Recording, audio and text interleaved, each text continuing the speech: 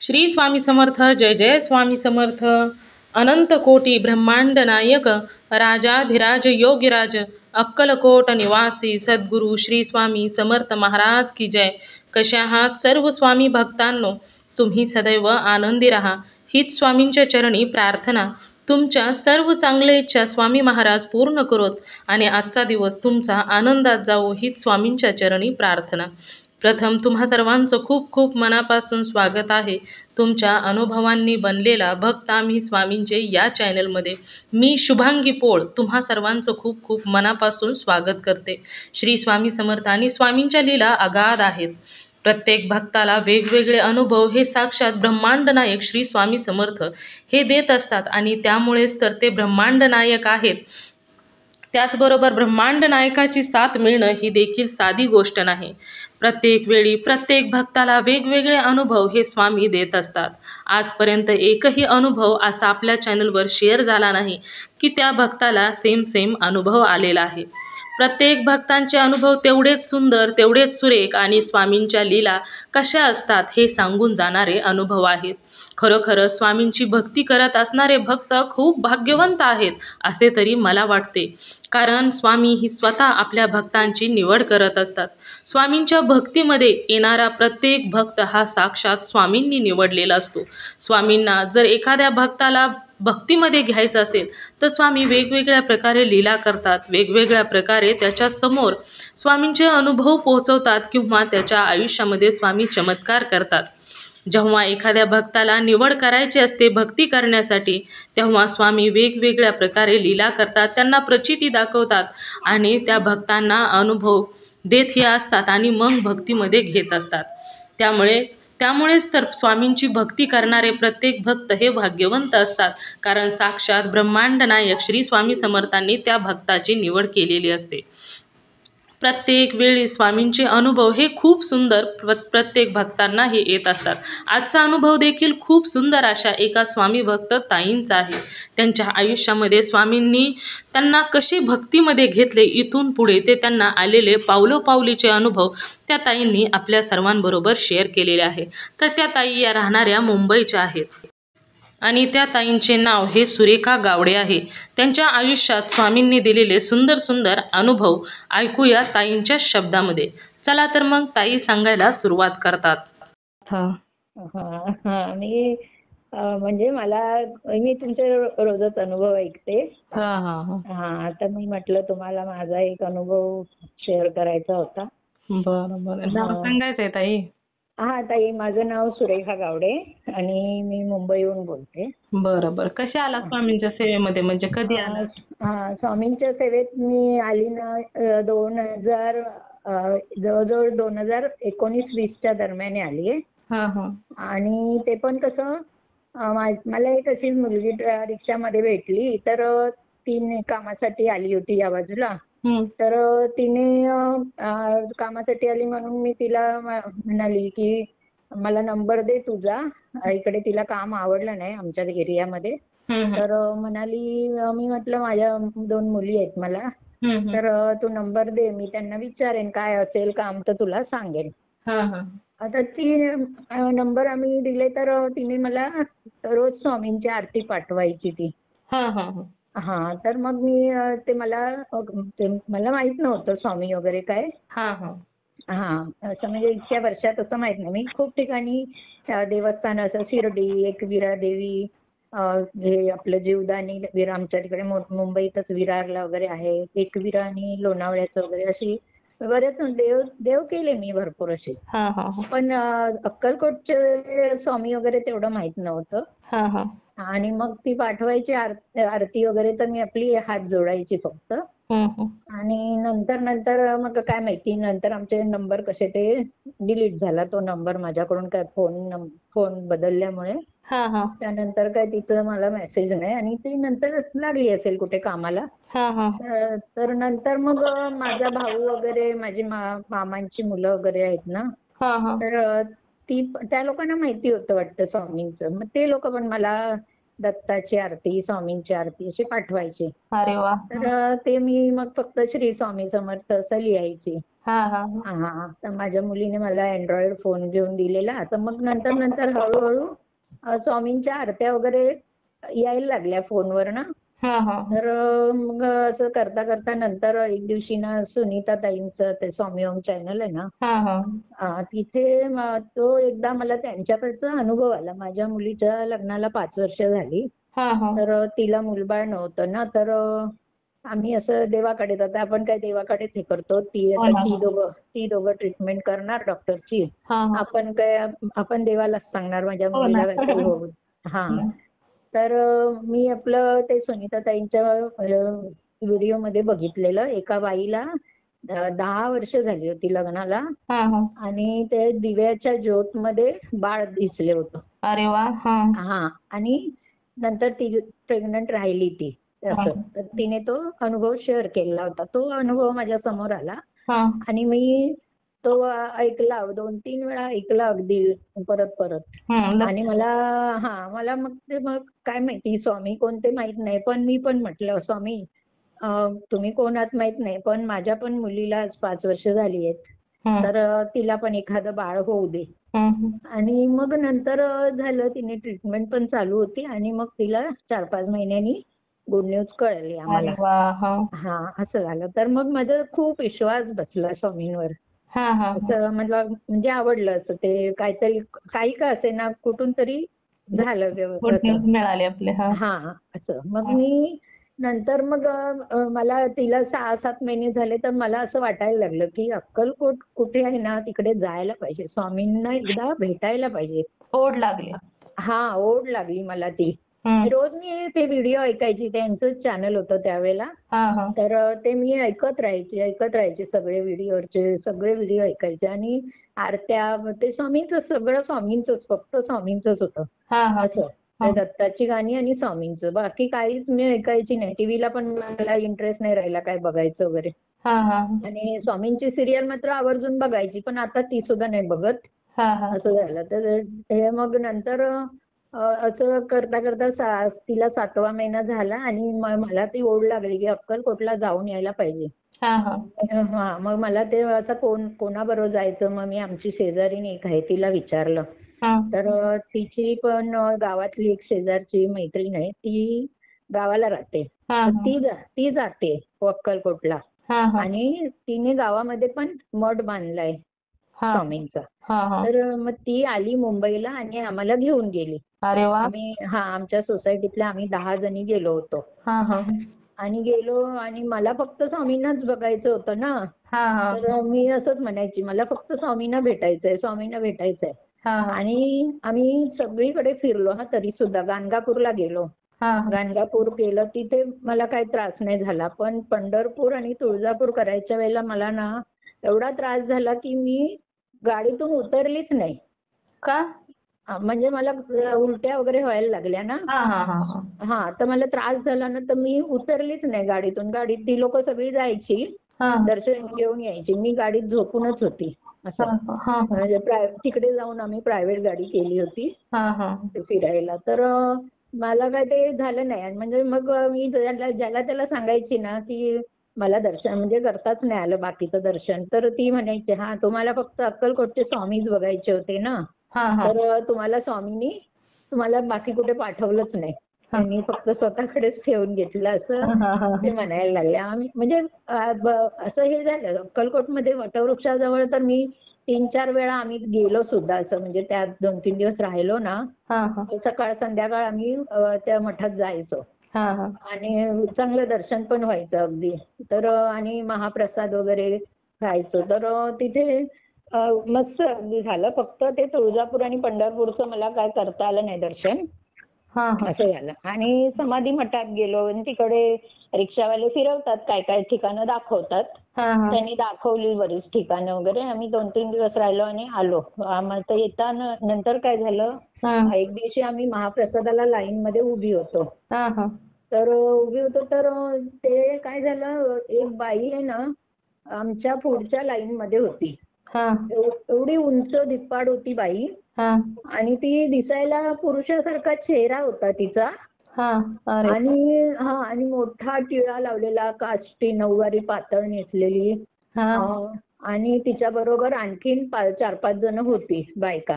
हा हा. आणि ते ना एवढं मस्त ती गाणं बोलत होती. औदुंबराच्या झाडाचं ना तिने खोडापासून ते फुलापर्यंत फळापर्यंत तिने वर्णन केलं त्या गाण्यामध्ये. अरे वा. आणि एवढं मस्त ते म्हणजे कुठे मला मिळालंच नाही. युट्यूबला मी शोधलं गाणं पण नाही मिळालं ते. पण तिने एवढं सुंदर म्हटलं आणि आमच्याकडे बघून ती हसून हसून बोलत होती. अरे वा. म्हणजे तुम्हालाच ते ऐकवत होती. बघा ना, म्हणजे किती म्हणजे आम्हाला ते स्वामींचं दर्शन तिथे झालं पण आम्हाला कळलं नाही. आणि काय झालं, तुमच्याकडे हसून हसून ते म्हणजे गाणं म्हणत होती म्हणजे जणू काही तिला औदुंबराची संपूर्ण माहिती होती. औदुंबराची संपूर्ण माहिती ही स्वामींशिवाय अजून दुसरी कोणाला असणार आहे सांगा. बघा ना. आणि असं झालं आणि नंतर ना लाईन त्याचं गाणं पूर्ण झालं आणि लाईन सुटली. तर ते लोक गेले पुढे आणि आमची लाईन तिथेच थांबली.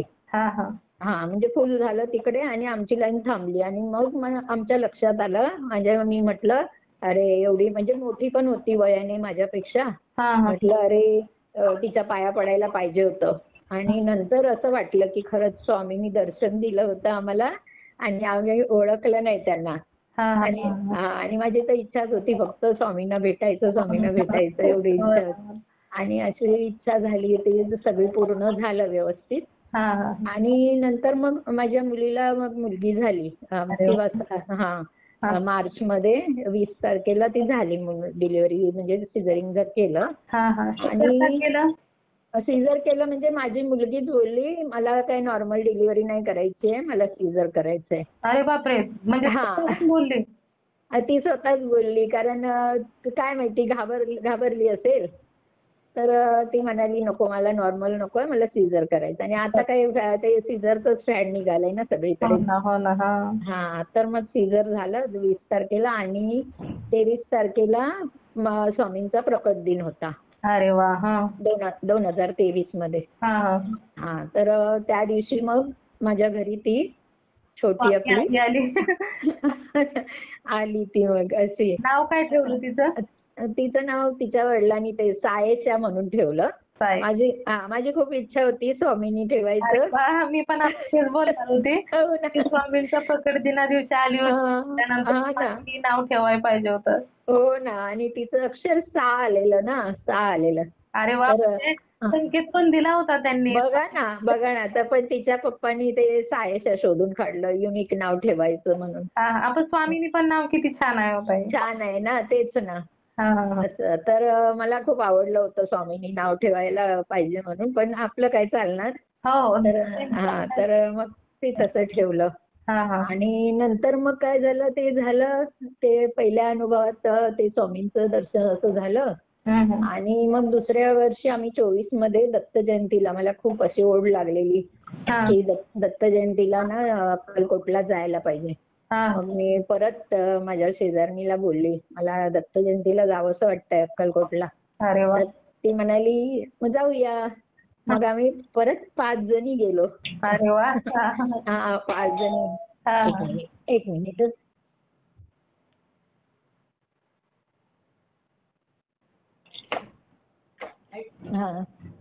थँक्यू. आता देऊ? बरं. एक मिनिट ताई.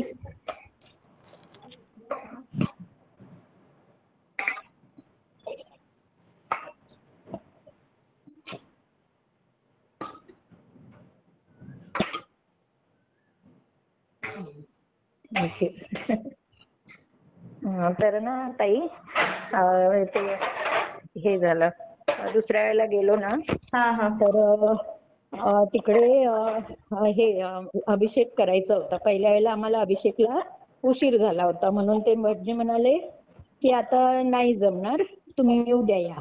आणि मग आम्हाला निघायचं होतं, मुंबईला यायला निघायचं म्हणून आम्ही पहिल्या वेळेला अभिषेक नाही केला.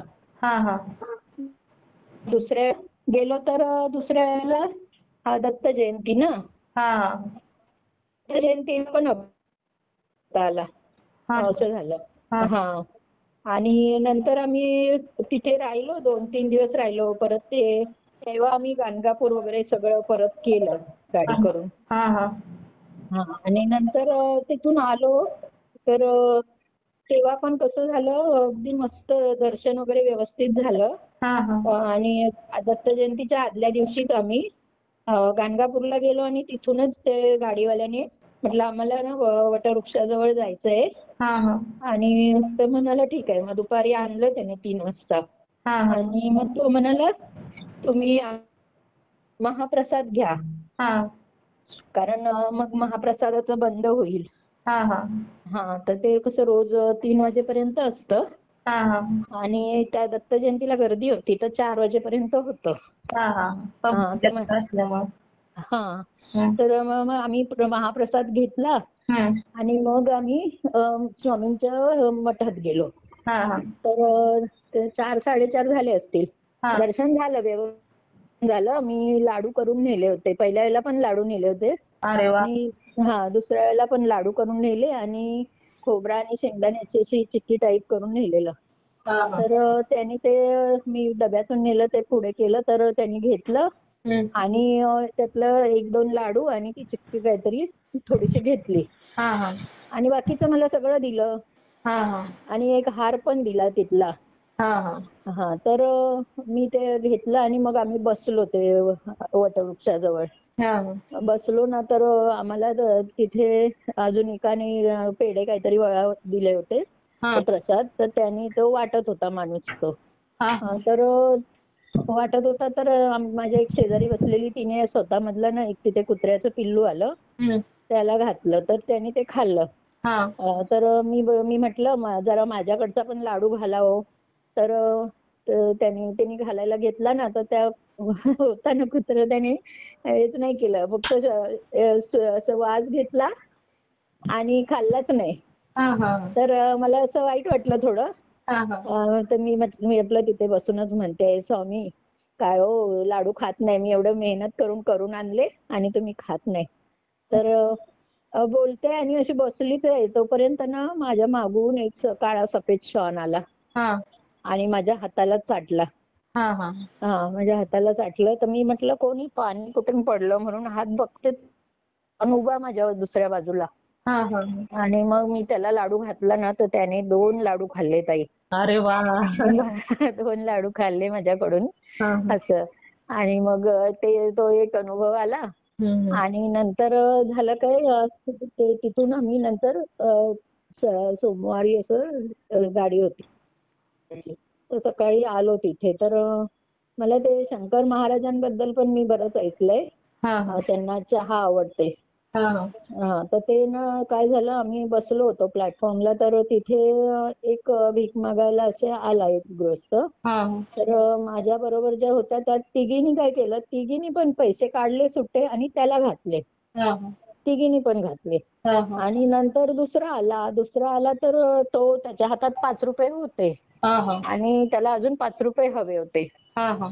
तर तो 5 रुपये मागायला लागला. माझी पर्स होती मोठ्या बॅगमध्ये ना, त्यामुळे मी पैसे देऊ शकले नाही. आणि त्या पण बोलायला लागल्या, अरे संपले आमच्याकडचे पण सुट्टे पैसे नाहीत आता. तर मी त्यांना बोलते, बघितलं सगळे पैसे त्या तिघींनी पण तुम्ही एकालाच घातले असं मी बोलते. पण मग नंतर कोणीतरी शोधले पॉकेटमध्ये, ते मिळाले. तर तेव्हा कसं झालं, आम्ही म्हणतोय बघूया ह्याला 5च रुपये हवे होते ना, बघूया हा चहा प्यायला जातो का. आणि खरोखरच तो त्या प्लॅटफॉर्मच्या स्टॉलवर गेला चहा प्यायला. अरे वा बघा ना, म्हणजे माझ्या मनात असं वाटायचं की माझ्याकडे जर कोणी चहासाठी पैसे मागितले ना तर मी देणार, असं माझं व्हायचं. पण दिलेच नाही. पण बरोबर तो चहा प्यायलाच गेला तो. आणि तेवढेच 10 रुपयेच होते त्याच्याकडे असं. म्हणजे तो एक थोडा शंकर महाराजांसारखा अनुभव आला. असं झालं. आणि तिथून आलो आणि मग तिसऱ्या वेळेला काय झालं, तिसरी वेळ माझी मैत्रीण एक गेली. तिचे मिस्टर आहेत ना ते समाधी मंदिरात सेवेकरी आहेत. अरे वा तर मग ती जाणार होती. म्हणजे ते दत्त जयंतीहून आली आणि 15 दिवसांनीच मला कळलं की ती जाते. मला खूप आवडतं अक्कलकोट म्हटलं की मी जायला आम्ही ना अक्कलकोटला जातोय 2 तारीखला. तर मी लगेच तिला बोलली, हो का, तुमच्याकडे तिकीट कॅन्सल झाली तर मला सांग, असं बोलली. आणि खरोखरच त्यांच्याकडे तिकीट एक कॅन्सल झाली. अरे वा. हा. आणि मला तिने फोन केला ना, ते 4 दिवस अगोदर मला तिने फोन केला. तर मला फोन आल्याबरोबरच मला असं डाऊटच आला की ही मला अक्कलकोटला येते का विचारते, असं मला डाऊट आला. आणि खरोखरच ती म्हणाली, अगं एक तिकीट आहे, येतेस का तू? अरे वा. तर मी म्हटलं हो येते, मी तुला सांगितलंच होतं. तसं मला 3ऱ्या वेळेला जाता आलं. अरे वा. आणि त्यावेळेला ना मला समाधी मठात आम्ही 2 वेळा समाधीवर डोकं टेकायला मिळालं. ते म्हणजे आमचे जे भावजी आहेत ते तिथे आहेत ना, त्यांच्यामुळे मला 2 वेळा त्या समाधी मठात वरती जाऊन समाधीवर डोकं टेकता आलं. शिवाय अभिषेक करता आला. आणि त्या भटजींच्या तिथे ते भटजी आहेत ना, त्यांच्या घरी आम्हाला त्या भटजींनी आम्हाला जेवायला वाढलं स्वतः.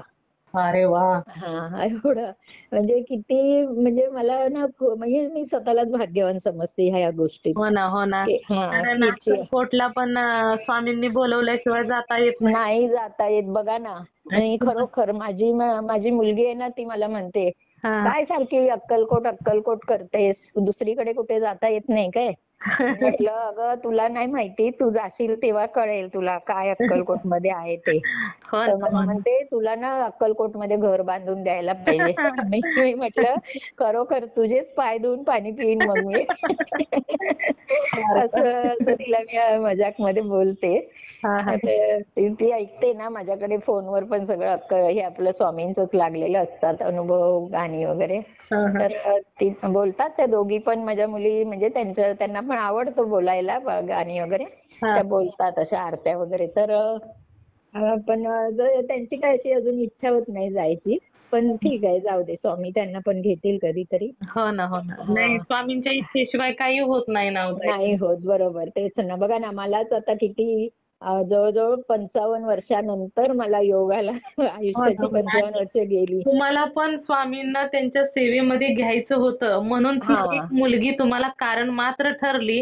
आरत्या वगैरे पाठवणारी तिच्या ऐकल्यानंतर तुमच्या मनामध्ये एक भाव निर्माण झाला आणि त्यानंतर मग तुमच्या लोकांनी, तुमच्या भावाने वगैरे मला माहिती दिली आणि तिथून म्हणजे असंच असतं स्वामींचा नियोजन आहे.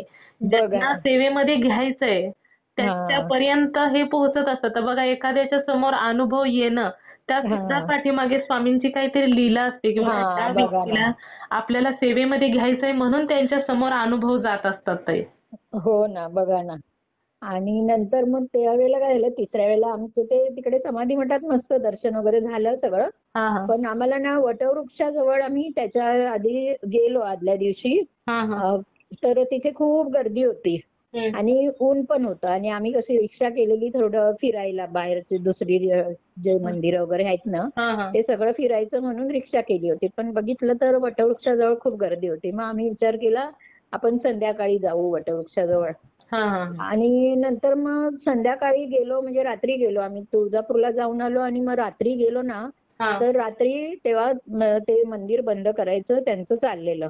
तर आणि गर्दी खूप होती. तर आम्हाला ना तिथून फक्त आम्ही गेलो मंदिर, म्हणजे मठाच्या समोरून अशी गेलो, पण स्वामी आम्हाला दिसले नाहीत. म्हणजे खूप गर्दी होती ना, जास्त धक्काबुक्की होती ना, त्यामुळे मग त्याच्यात आम्हाला फक्त आम्ही तिथे प्रदक्षिणा घातल्यासारखंच झालं. बाकी काही आम्हाला दिसलं नाही त्या मंदिरात, मठातलं असं, म्हणजे स्वामींची मूर्ती अशी दिसलीच नाही, असं झालं. आणि नंतर ते झालं. आणि नंतर ना आम्ही दुसऱ्या दिवशी अभिषेक झाल्यानंतर विचार केलेला जायचं आपण मठामध्ये. आणि तर ती माझी मैत्रीण म्हणाली आता नको, किती उशीर झालाय आणि ऊन खूप झालंय. पण माझी खूप इच्छा होती जायची.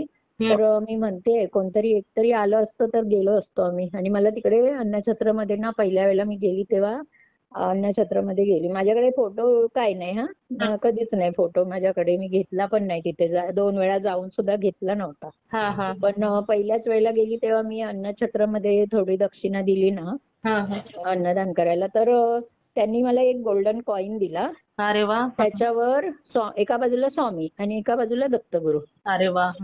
असा कॉईन दिलेला. मग मी काय केलं, ते देवाच्या देवाऱ्यात ठेवून त्याची पूजा करायची मी.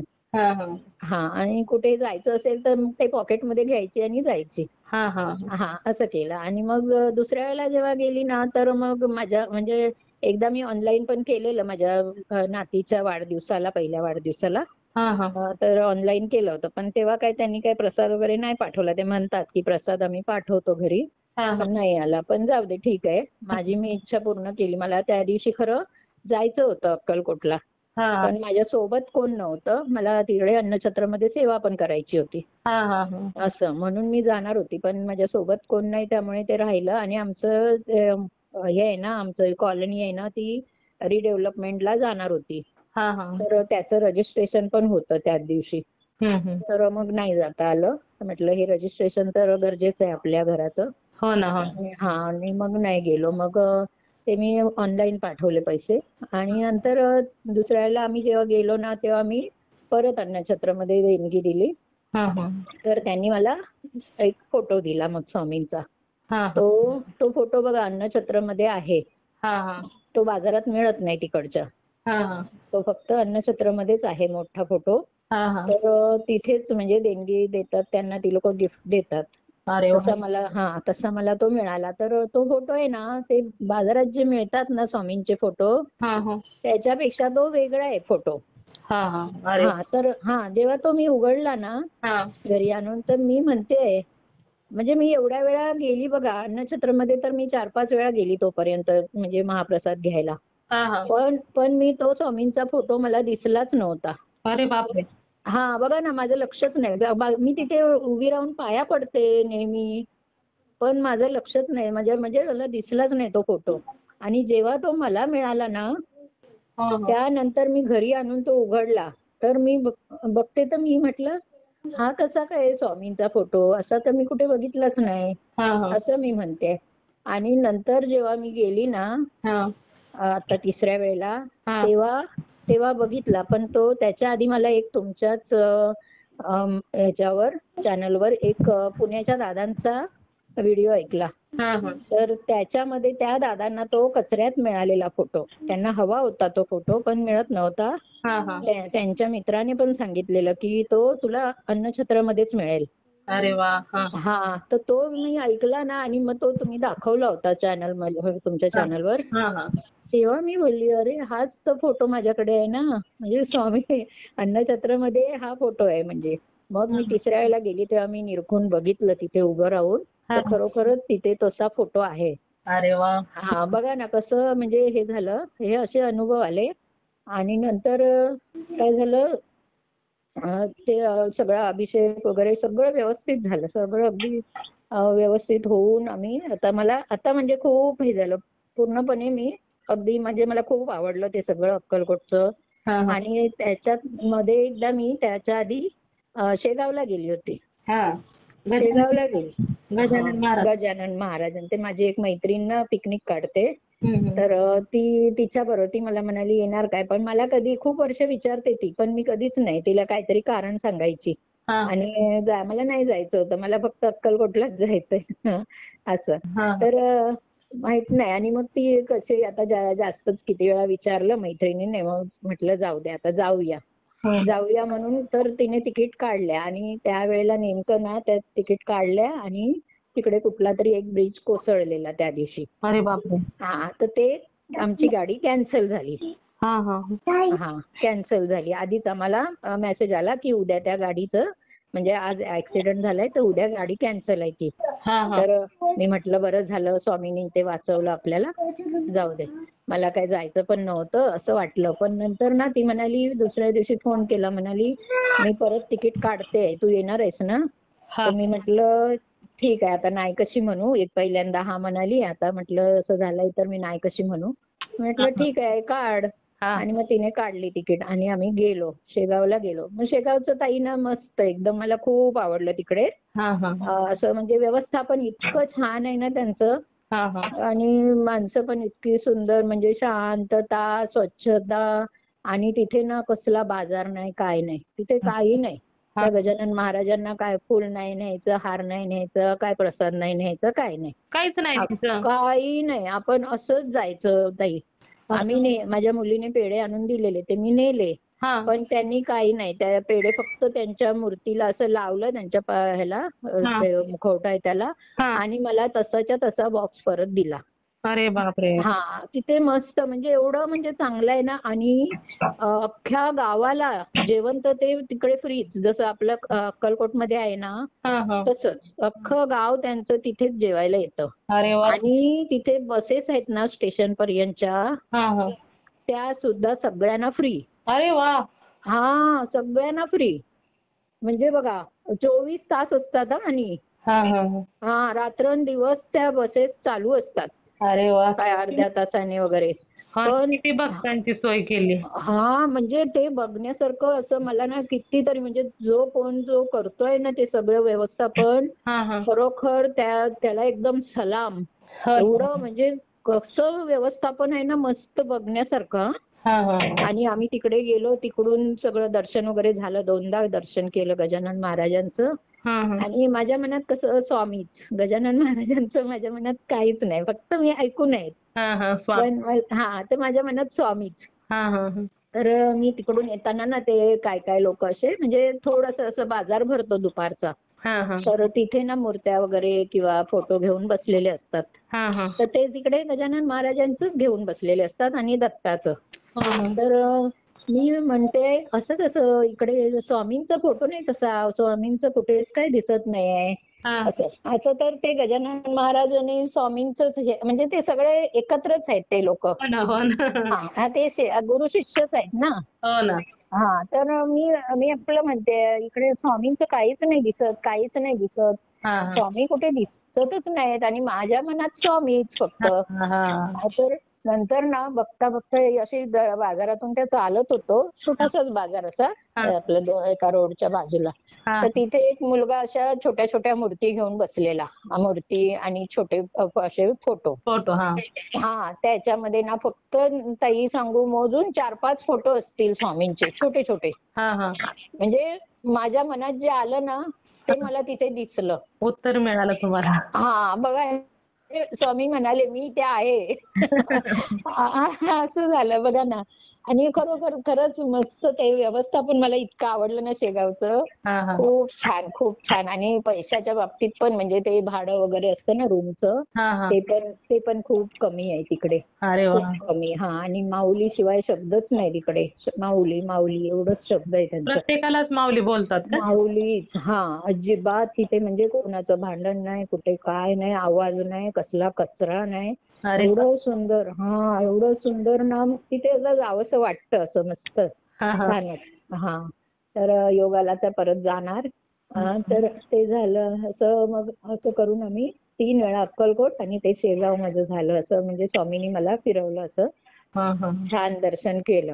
गजानन महाराजांना पण स्वामींचं एक रूप मानलं जातं ना ताई. हो हो हो. पण मला तितकंसं नव्हतं, मला स्वामींचंच होतं फक्त. ते फक्त तुम्हाला स्वामींची ओढ लागली होती ना, त्याबद्दलच तुम्हाला माहिती होती. हो हो.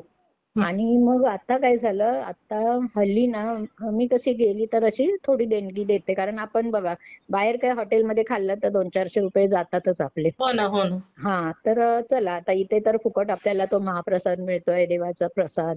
म्हणून चला ते काहीतरी पावती फाडायला बसलेले असतात, तर आपलं थोडंसं काहीतरी माझ्या मुलांच्या नावाने मी देते. आणि मी स्वामींना नेहमी सांगते, म्हणजे मला आता ते व्हिडिओ वगैरे सगळ्यांचे ऐकून वगैरे ना मला असं वाटतं, मी स्वामींना सांगते, स्वामी मला अनुभव पण देऊ नका आणि प्रचिती पण नको. मला काही नको, मला भीती वाटते खूप अशी. म्हणजे ते काय काय व्हिडिओ ऐकून ना कोणाकोणाचे बघा नाग दिसतो कोणाला, कोणाच्या घरात येतो वगैरे, ते ऐकून ना मला भीती वाटते. म्हणून मी म्हटलं स्वामींना नेहमी सांगते, मला अजिबात अनुभव पण नको, प्रचिती पण नको, मला काही नको, फक्त तुम्ही माझ्या सोबत राहा, माझ्या मुलांवर तुमचा हात राहू देत आशीर्वादाचं, एवढंच सांगते.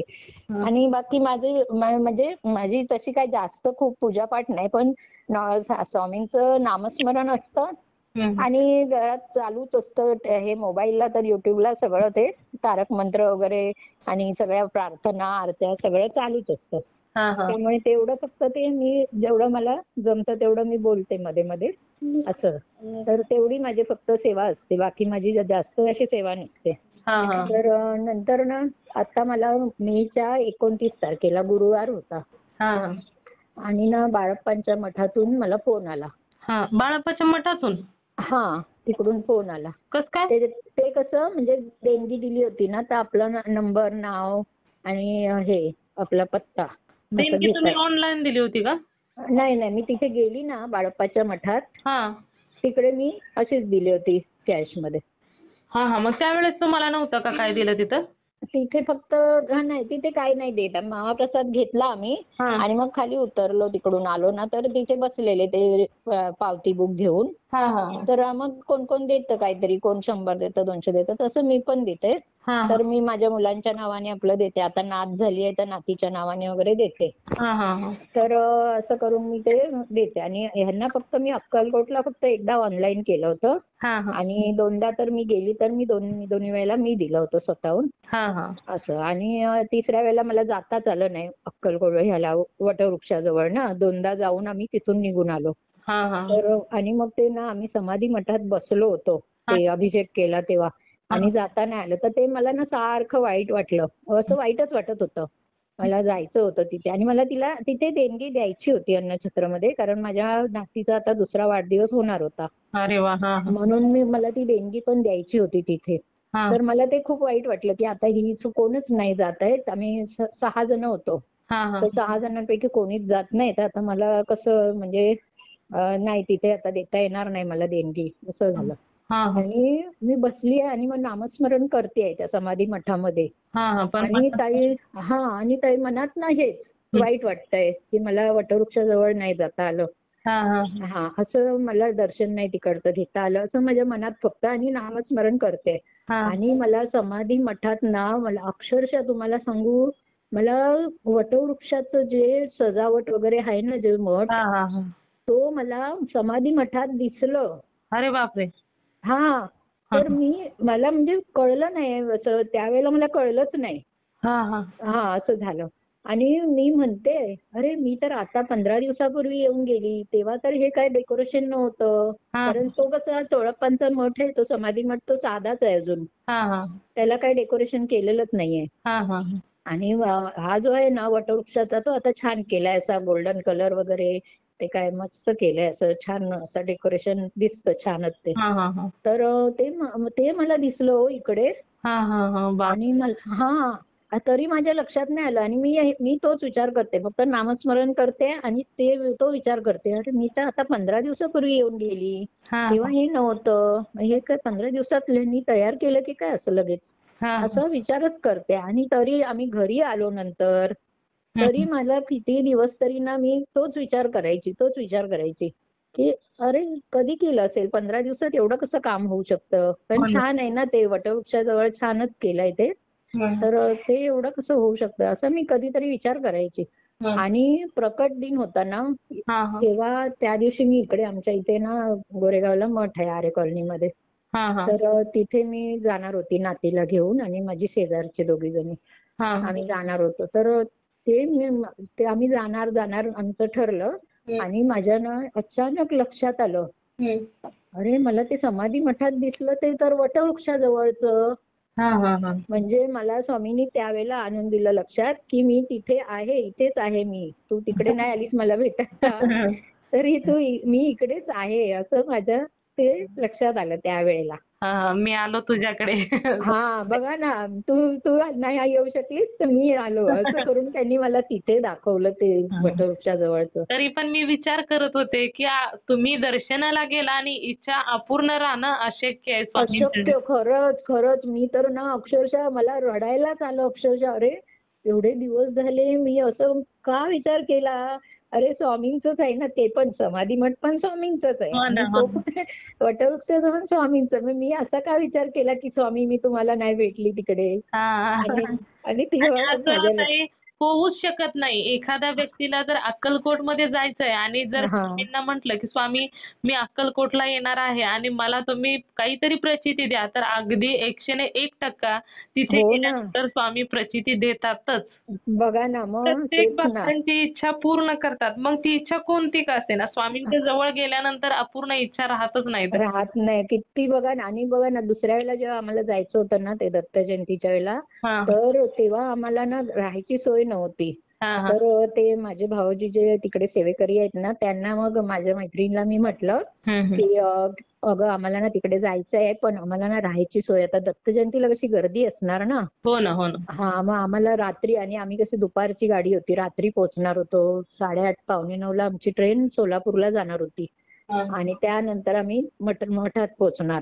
म्हणजे विचार करा, तर रात्री 10 वगैरे वाजणार. मग रात्री आम्ही, आणि 5 जणी आम्ही लेडीज होतो. हा हा तर कुठे शोधायचं ना राहायचे ठिकाण, म्हणजे रात्रीचं राहायचं कुठे, दिवसाचं गेलो तर कुठेतरी शोधू. हो दिवस जाऊ शकतो. हा, रात्री काय करणार. हा हा तर म्हणून मी माझ्या मैत्रिणीला बोलली होती, ती म्हणाली ना माझे मिस्टर तिकडे सेवेलाच असतात म्हणून.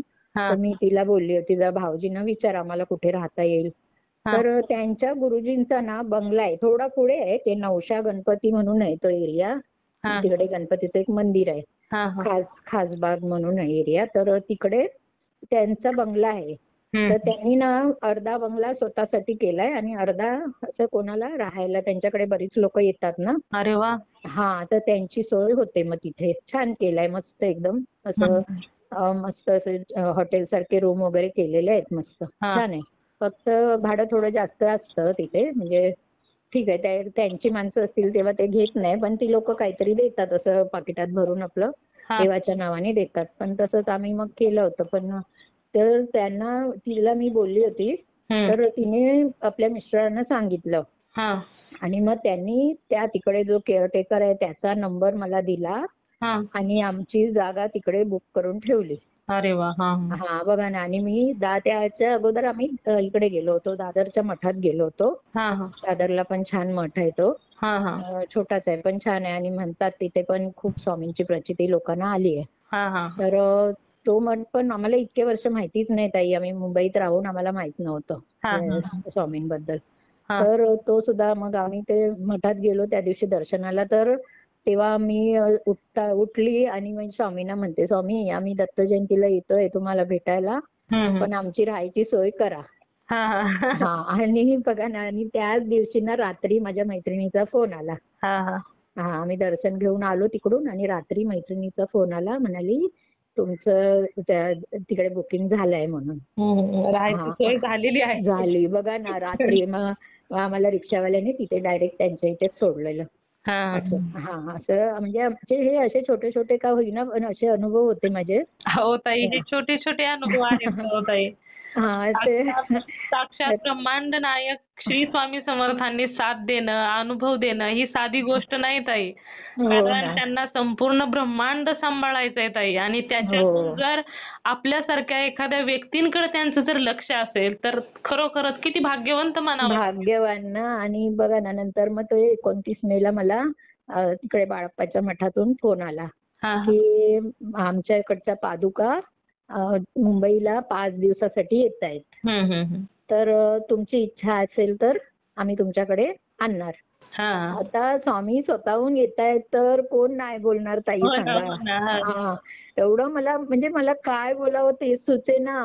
शेवटी मी त्यांना म्हटलं कधी येणार, काय ते मला सांगतायत 5 दिवसासाठी मुंबईत येणार.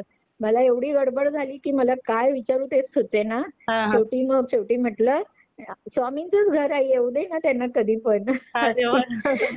अशी मला इतकं म्हणजे भरून आलं होतं ना तेव्हा. आणि मी त्यांना असं सांगितलं, मग त्यांनी नाव आणि पत्ता वगैरे लिहून घेतला. पण काय झालं, त्या 5 दिवसात काय ते आले मुंबईत त्या पादुका. पण लोकांकडे म्हणजे जास्त मागणी कोणाकडे असेल तर त्या इथे आल्या नाही माझ्याकडे. पण त्याच्या आधी 3-4 दिवस अगोदर ना येणार होत्या, म्हणजे आल्या असतील त्या मुंबईत तेव्हा. आणि तेव्हा ना मला स्वप्न पडलं रात्री की माझ्याकडे ना मी असं लांब लचक असं ऑरेंज कलरची शाल अंथरली आहे आणि त्याच्यावर पादुका पूजन चाललंय माझ्याकडे. अरे वा. असं माझ्या स्वप्नात आलं. आणि त्या 5 दिवसात काय मला परत फोन आला नाही. ते काय म्हणाले की आम्ही 4 दिवस अगोदर तुम्हाला सांगणार, मग तुम्ही तयारी करा म्हणून. आणि फक्त 1 तासासाठीच येणार आहेत. अरे वा. असं सांगितलेलं. पण ते त्या 5 दिवसात काय आल्या नाही. मग मी काय विचार सोडून दिला. पण माझ्या स्वप्नात असं दिसलं. तर ते तुमच्या घरी येऊन ते स्वप्नात का होईना पण इच्छा पूर्ण केली त्यांनी. हो, बघा ना. आणि ते झालं आणि झाले 10-12 दिवस होऊन गेले त्या गोष्टीला. म्हटलं नाही, पण मला त्या पादुकांचं दर्शन ना इथे आमच्या म्हणजे बाजूला ते हे बीएसटी क्वार्टर्स आहेत आमच्या गोरेगावमध्ये. हा हा तर तिथे पादुका त्या आल्या होत्या. शिवाय शंकर महाराज आले होते तिथे, म्हणजे त्यांची मूर्ती आणली होती. हा हा हा हा. अरे वा. हा हा त्यांच्याकडे शंकर महाराजांची मूर्ती सकाळी आली 9:30 वाजता आणि पादुका येणार होत्या 12:30 वाजता. हा हा तर मला तिथून मेसेज आलेला की आमच्याकडे येणार आहेत तर तुम्ही दर्शनाला या म्हणून. हा, मग तुमचं दर्शन झालंच ना ताई? दर्शन बघा ना, दर्शन झालं तिथे, म्हणजे शंकर महाराजांचं पण झालं आणि त्यांचं ते हे केलेलं शंकर महाराजांना अभिषेक करतात ना हा हा. ते तीर्थ सुद्धा मिळालं. अरे वा. आणि पादुका उशिरा आल्या पण मिळालं दर्शन आम्हाला. हा. त्यानंतर तिथे महाप्रसाद पण होता तो पण मिळाला हम्म. आणि तो घेऊन आली आणि मग मी सोडून दिला विषय. म्हटलं आता काय, आज शेवटचा दिवस, आता उद्याचा, हा. आता काय ते येणार नाही आपल्याकडे. हा हा. आणि 10-12 दिवस झाले आता आणि त्या दिवशी मला शनिवारी मागच्या फोन आला. मागच्या शनिवारी फोन आला परत की आम्ही मुंबईत येतोय, तर आम्ही मालाडमध्ये सोमवारी येणार आहे. हा हा.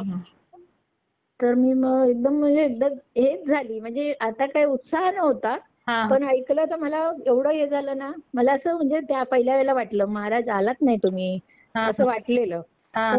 तर नंतर मग ते काय 5 दिवस होऊन गेले त्यामुळे मी तो विषय सोडला होता. आणि त्या दिवशी फोन आला की सोमवारी आम्ही येतो म्हणून. अरे वा. हा, आणि रविवारी ना माझी मोठी मुलगी रिसॉर्टला गेली होती, त्यांची फॅमिली, आणि छोटी पण, ती पण दोघं जण तिकडे, त्यांचं आता नवीन रूम मिळालाय तिकडे मीरा रोडला गेली होती. दोघी पण घरात नव्हत्या आणि मला मी आता सांगू काय, मला सगळी तयारी करायची आहे ना. नंतर मग मी माझ्या छोट्या मुलीला त्यांनी ना रविवारी संध्याकाळी मला लिस्ट पाठवली. मी म्हटलं मला म्हणाले लिस्ट पाठवतो आणि टायमिंग पाठवतो. तर त्यांनी संध्याकाळी 6:30 वाजता लिस्ट पाठवली. तर मी ती लिस्ट बघितली आणि छोट्या मुलीला पाठवली आणि तिला पहिल्या वेळेला येणार ते बोलली होती ना, तर तिला ते अंदाज नाही आला की आता ते पहिल्या वेळेला नाही आल्या तर दुसऱ्या वेळेला आताचा काहीतरी फोन आला असेल असं. पण मग मी बोलली हे बघ, हे पादुका येणार आहेत तर तू हे लिस्ट मधलं सामान घेऊन ये. ती म्हणाली ठीक आहे. मग तिने मला रात्री 11:30 आणून दिलं. आणि मोठी मुलगी रात्री आली, तिने मग आमच्या शेजारी वगैरे, तिकडचे जुने शेजारी, इकडचे शेजारी, त्यांना आम्ही फोन केले की आमच्याकडे सकाळी 11 वाजता पादुका येणार आहेत तर या दर्शनाला. आणि तिने म्हटलं आता 11 वाजता येणार म्हणजे 12 वाजणार, मग थोडा आपल्याला काहीतरी लोकांना प्रसाद तर द्यावा लागेल ना. तर माझ्या छोट्या मुलीने काही वेफर आणि ते कचोरी पेढे आणले होते स्वामींसाठी. आणि मोठीने मग तिला म्हटलं आता 12चा वेळ म्हणजे जेवणाचा वेळ थोडा, तर आपण काहीतरी जेवणाचं बघूया.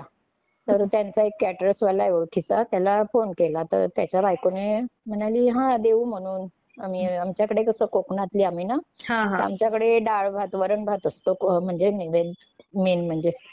तसा हे पुलाव वगैरे आमच्याकडे नसतो तसा नैवेद्य. देवाला नैवेद्य म्हणजे वरण भात जास्त पहिलं. बाकी तुम्ही काही देऊ शकता आणखीन.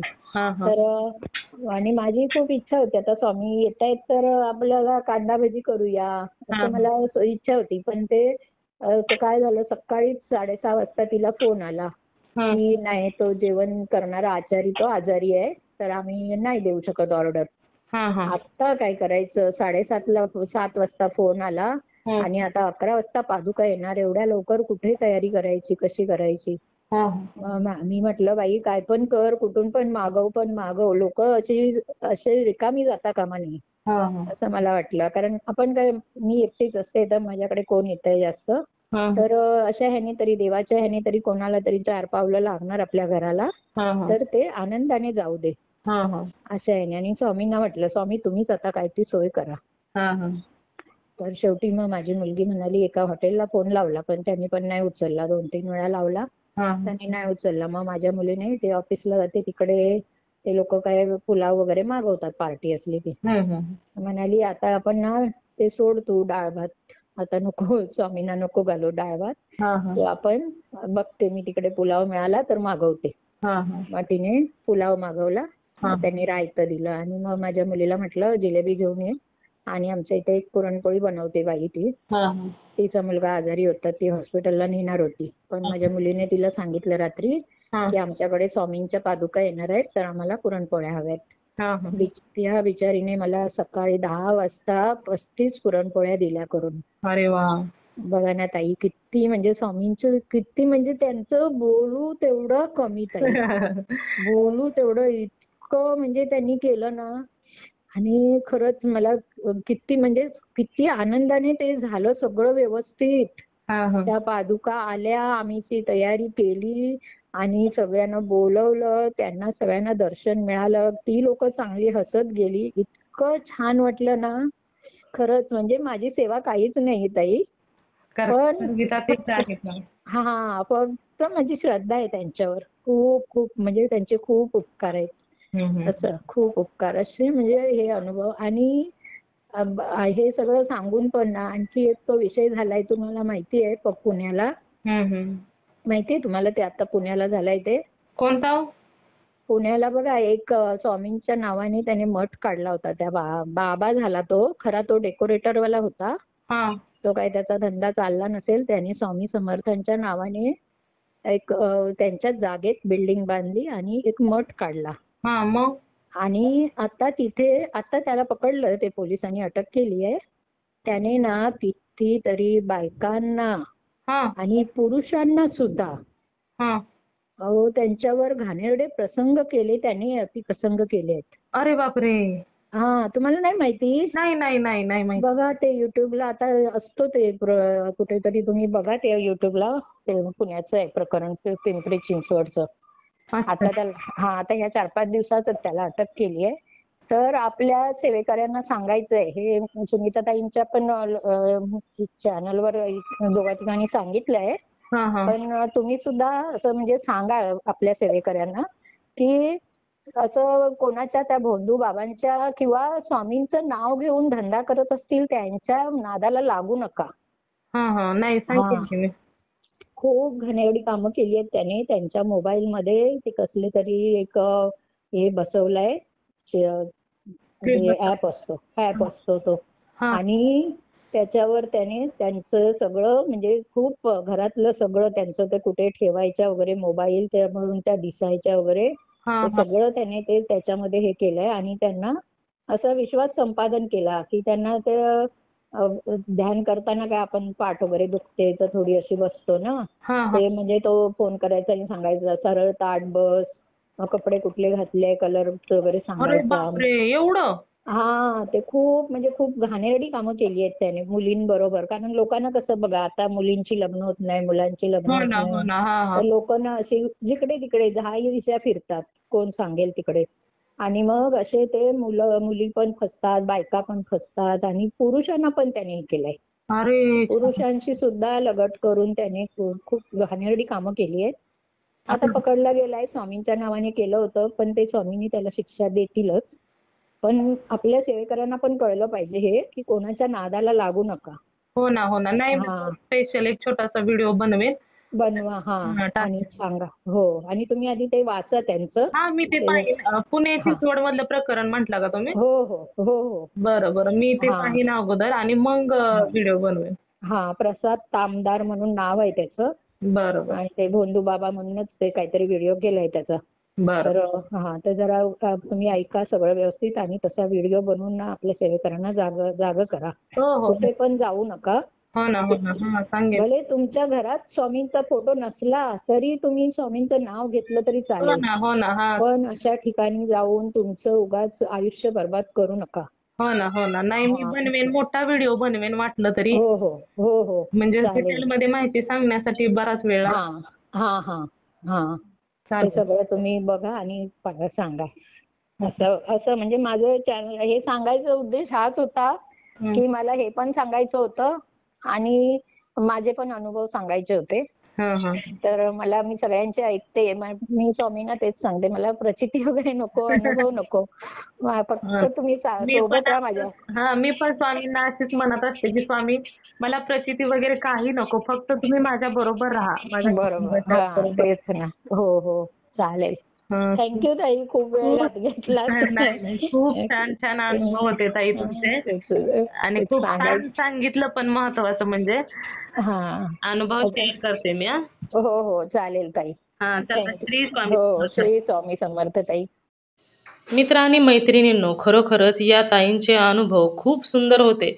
स्वामींना जर एखाद्याला आपल्या सेवेमध्ये घ्यायचं आहे, जेव्हा ते ठरवतात तेव्हा त्या भक्ताला काहीही करून हे नक्कीच घेत असतात. हे तुम्हाला सर्वांना या अनुभवातून तर समजलं असेलच. खरोखरच स्वामींची भक्ती ही अगाध आहे. प्रत्येक भक्तांना अनुभव खरोखरच किती सुंदर येत असतात. मला तर या ताईंना आलेले अनुभव ऐकून खूप आनंद झाला आणि त्याचबरोबर अनुभव देखील खूप आवडलेले आहेत. तुम्हा सर्वांना या ताईंचे अनुभव कसे वाटले नक्कीच मला कमेंट करून सांगायचे आहेत. त्याचबरोबर श्री स्वामी समर्थ लिहायला देखील विसरायचं नाही. तुम्हाला जर स्वामींचा एखादा अनुभव आलेला असेल तर इथे मी नंबर दिलेला आहे. या नंबरवरती तुम्हाला आलेला स्वामींचा अनुभव हा नक्की शेअर करायचा आहे. जेव्हा तुम्हाला आलेला एक अनुभव तुम्ही शेअर करता तेव्हा स्वामी तुम्हाला अजून सुंदर सुंदर अनुभव तर देतातच. त्याचबरोबर तुमचा एक अनुभव ऐकून खूप लोकांना मदत देखील होत असते.